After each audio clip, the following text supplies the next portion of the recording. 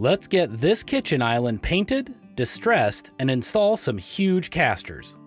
Welcome to the Hippie Geeks. Let's dig into this project. While I deal with the rebuilding portions of these furniture projects, when it comes to painting them, that is all Lindsay. She has an eye for this kind of thing that most people don't, myself included.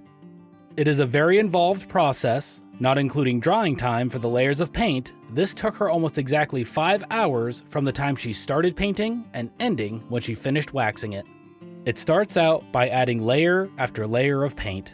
With this piece, she is starting out by painting all of the bare wood black to match the existing pieces. This gives her a base coat to work with when it comes time to distress it. Once the black layer was down, she came in with a layer of yellow over a large portion of the rest of the island, alternating with some green over the yellow as she worked her way around it.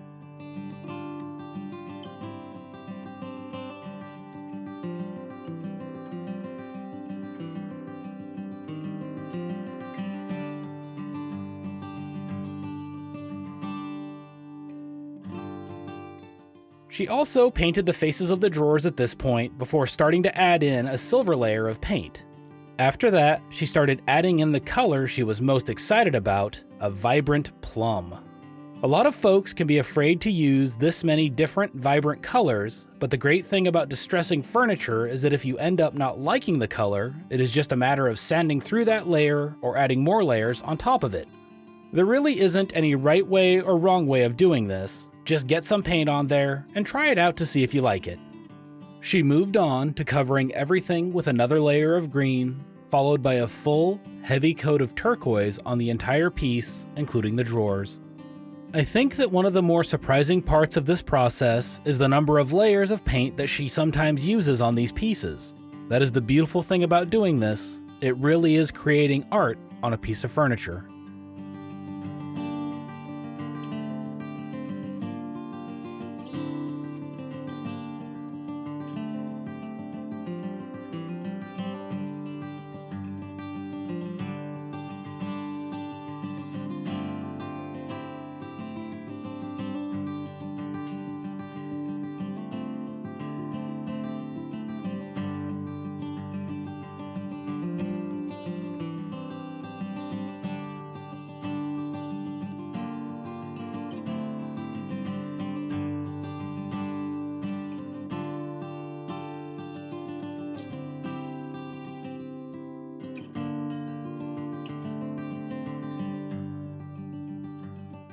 Now that all of the initial paint layers are on there, it is time to start distressing.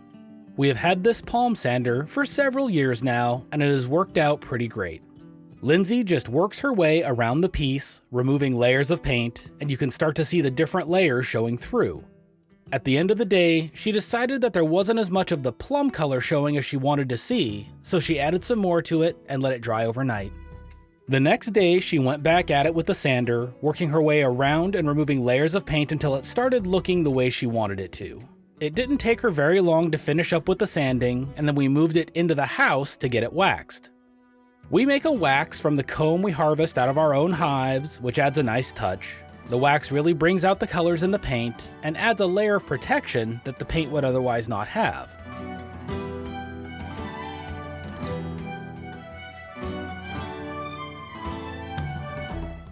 Once the paint was waxed, it was time to add these amazing casters to the legs that we had bought a while back.